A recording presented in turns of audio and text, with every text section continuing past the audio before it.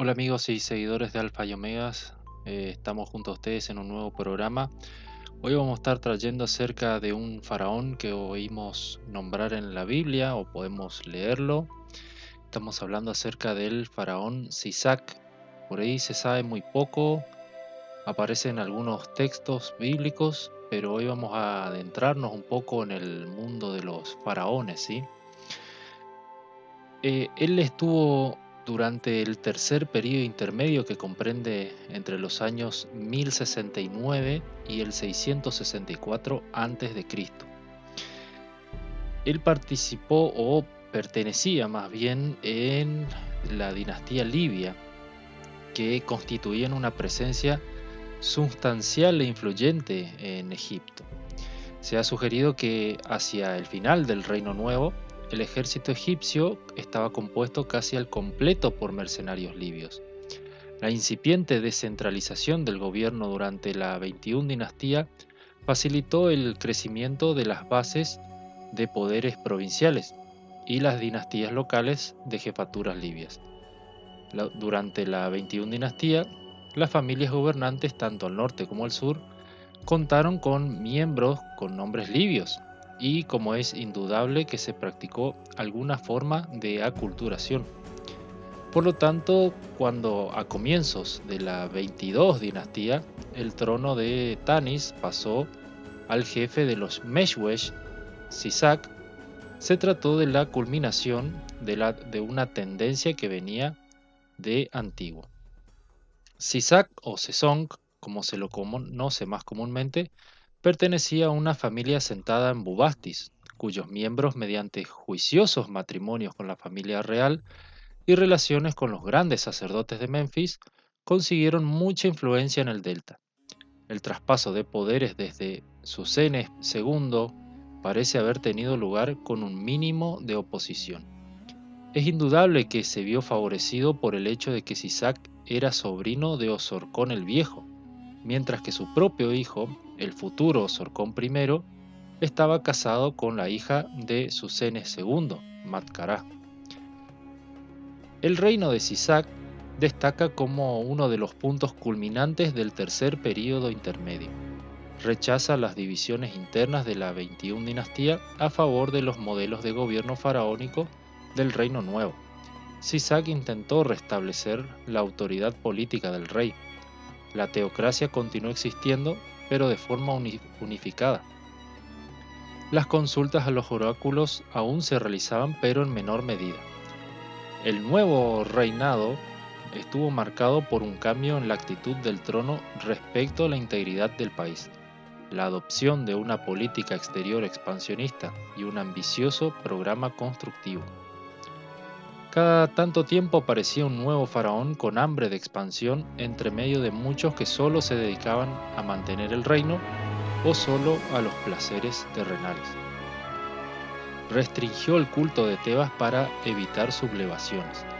Para conseguirlo se entregó al cargo de gran sacerdote de Amón a uno de los hijos de Sisac, el príncipe Yuput, que también era comandante del ejército, una política seguida por los faraones subsiguientes. Otros miembros de la familia real y partidarios de la dinastía fueron también nombrados para cargos importantes, y la lealtad por parte de los poderes locales se animó mediante matrimonios con las hijas de la casa real. Es decir, que lo de nombrar a dedo a miembros de la familia en el gobierno no tiene nada de nuevo. Podría ser país o ciudad argentina cualquiera a día de hoy. La casta, nombre o palabra que tanto se utiliza en estos últimos tiempos, tenían un verdadero peso.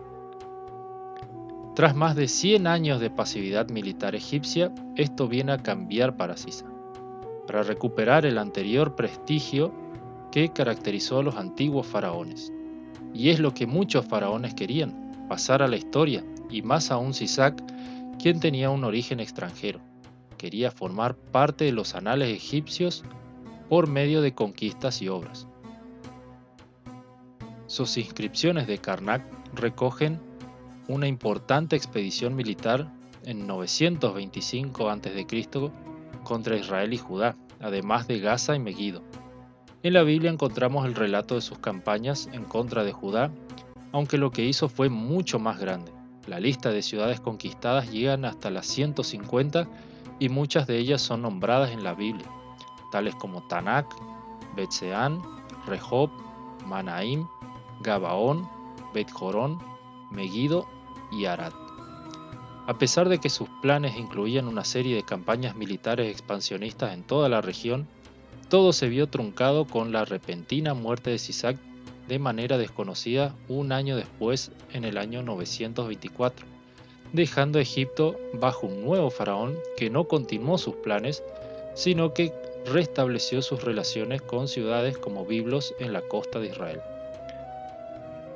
La primera aparición de Sisac la encontramos en Primera Reyes 11, luego de que Jeroboam, quien había sido nombrado rey por Dios a través del profeta Ahías silonita, huyera de Salomón a Egipto. Tener como amigos o recibir y dar cobijo a enemigos de sus enemigos era común en muchos lugares para así sumar fuerzas en un momento dado para atacar en el momento propicio. Primera Reyes, capítulo 11, versículo 40 nos dice: Por esto Salomón procuró matar a Jeroboam, pero Jeroboam se levantó y huyó a Egipto, a Sisac, rey de Egipto, y estuvo en Egipto hasta la muerte de Salomón. Luego de muerto Salomón y su hijo, Roboam, ya había sido rey durante un tiempo. Sisac aprovechó un momento de debilidad para atacar Judá. Esto también para tomar el oro que hubiera en el reino, y en Israel o Judá más precisamente había muchísimo. Solo lean cuando Salomón mandó a construir el templo y la cantidad de oro que utilizó para los utensilios al final del capítulo 7 de Primera Reyes.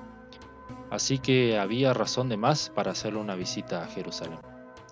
Para finalizar vamos a leer cuando aparece la breve aparición de Sisac dentro de la Biblia. Dice Segunda Crónicas, capítulo 12, en el primer versículo en adelante: Cuando Roboam había consolidado el reino, dejó la ley de Jehová y todo Israel con él. Y por cuanto se habían rebelado contra Jehová en el 5.º año del rey Roboam, subió Sisac, rey de Egipto, contra Jerusalén, con 1.200 carros y con 60.000 hombres de a caballo. Mas el pueblo que venía con él de Egipto es de libios, suquienos y etíopes no tenía número. Y tomó las ciudades fortificadas de Judá y llegó hasta Jerusalén. Entonces vino el profeta Semaías a Roboam y a los príncipes de Judá que estaban reunidos en Jerusalén por causa de Sisac, y les dijo: Así ha dicho Jehová, vosotros me habéis dejado, y yo también os he dejado en manos de Sisac. Y los príncipes de Israel y el rey se humillaron y dijeron: Justo es Jehová. Y cuando Jehová vio que se habían humillado, vino palabra de Jehová a Semaías diciendo: Se han humillado, no los destruiré. Antes los salvaré en breve, y no se derramará mi ira contra Jerusalén por mano de Sisac. Pero serán sus siervos, para que sepan lo que es servirme a mí, y que es servir a los reinos de las naciones. Subió pues Sisac, rey de Egipto, a Jerusalén, y tomó los tesoros de la casa de Jehová y los tesoros de la casa del rey, y todo lo llevó, y tomó escudos de oro que Salomón había hecho. Y en lugar de ellos hizo el rey Roboam escudos de bronce y los entregó a los jefes de la guardia, los cuales custodiaban la entrada de la casa del rey. Cuando el rey iba a la casa de Jehová, venían los de la guardia y los llevaban, y después los volvían a la cámara de la guardia. Y cuando él se humilló, la ira de Jehová se apartó de él, para no destruirlo del todo, y también en Judá las cosas fueron bien. Así que hasta aquí la lectura. Me pareció muy interesante resaltar un poco acerca de un faraón que encontramos dentro de la palabra de Dios, uno más, ¿sí? Pero me pareció interesante haber leído un poco acerca de la vida de este faraón y compararlo con las Sagradas Escrituras, lo que nos dicen los anales de los egipcios, ver lo que nos dice la arqueología, ver lo que nos dice la historia misma y corroborar una vez más que la palabra de Dios es verdadera y no está lleno de mentiras y de fábulas, ¿sí? Así que Dios pueda bendecirlos muy ricamente, es mi deseo. Muchas gracias y hasta la próxima.